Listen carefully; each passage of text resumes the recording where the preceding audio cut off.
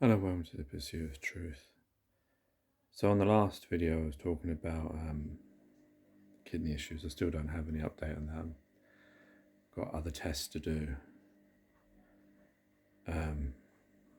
But it did make me think that the thing I didn't mention in that last video was about on that day when I got that text message, how I felt, how it made me think about my life ticking away and being close to the end, thinking about all the things that I would leave behind, my twins, my elder daughter, my wife, my family, life itself, that it would all be, that now I would know how it's going to end, what's going to be the thing that is the thing that finishes my life, my existence, my one existence.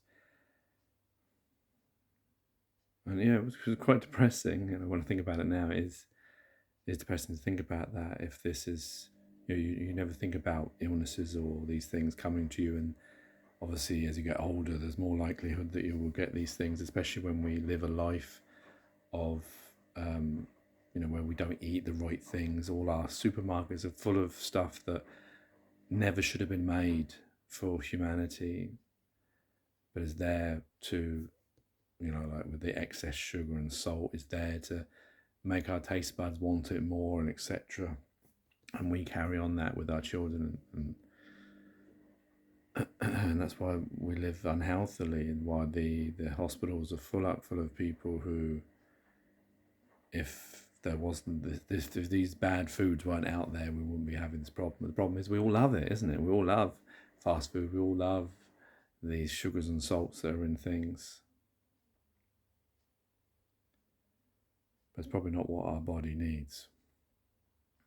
But of course, the thing is, once you get ill, you start thinking about all these things, because you have to control this to stay alive. You have to make sure you control what you eat, to make sure that your failing organs are not having to do too much work, so that they last as long as they possibly can, or don't need replacement or shut down completely. I was reading one story on this kidney support thing where this lady was talking about hers was 40, and then next time she did the blood test in a few months, it was down to 24, and how she was worried that she was so tired, and her children and her husband weren't. She didn't think they really understood how tired she was, and that was scary, because I know that from researching on that day when I couldn't even phone the GP, that 10 is when you're starting to get to kidney failure. I suppose before that you need dialysis, is it? But yeah, it's sort of like a wake-up call, and of thinking about all these things: death, wills, who's going to pay all the things that I've been doing, who's going to do all the things, all these moments that I'm going to be robbed of with my kids. I don't know how long.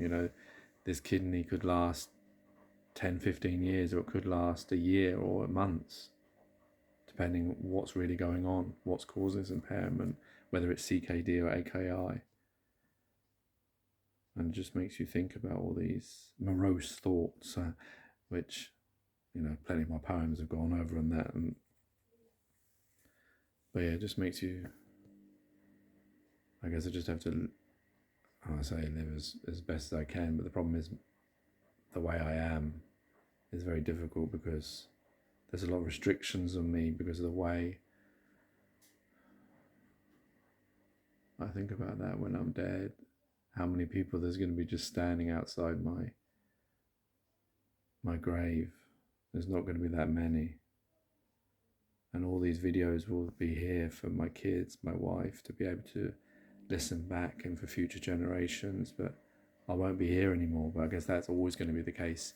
Leaving things on Facebook or YouTube, I know with relatives who passed away, you see these things, or people who passed away, and their stuff is still there. But I just hope that this stuff that I'm doing finally does have an impact, and even if it opens one mind. But the problem is like, my mind's been open, but then I'm going to die, and then I haven't changed anything. Yeah, I've made maybe another person aware, but I haven't managed to change anything, and they will have the same problem until all of us are aware that we're all human beings, and we all should be living for each other and doing things that are for the betterment of humanity and all of us.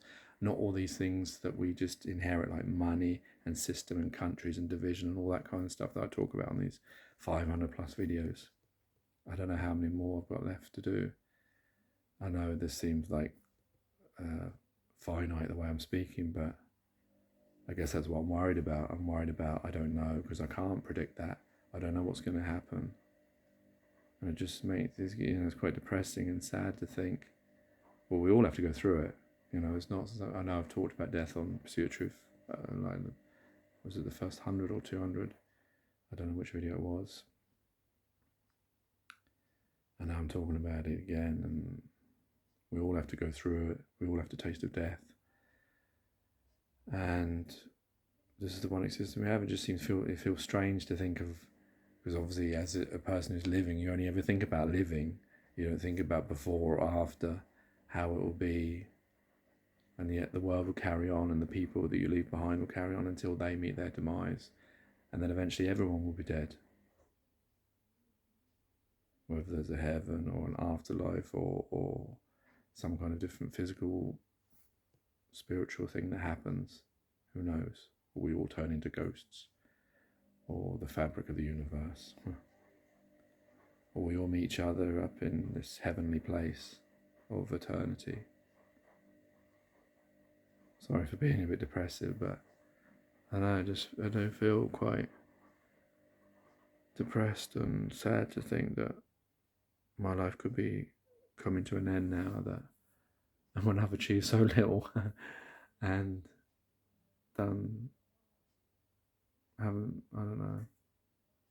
But at least there's one thing I do know, the one thing I did achieve was love, which is what I always wanted.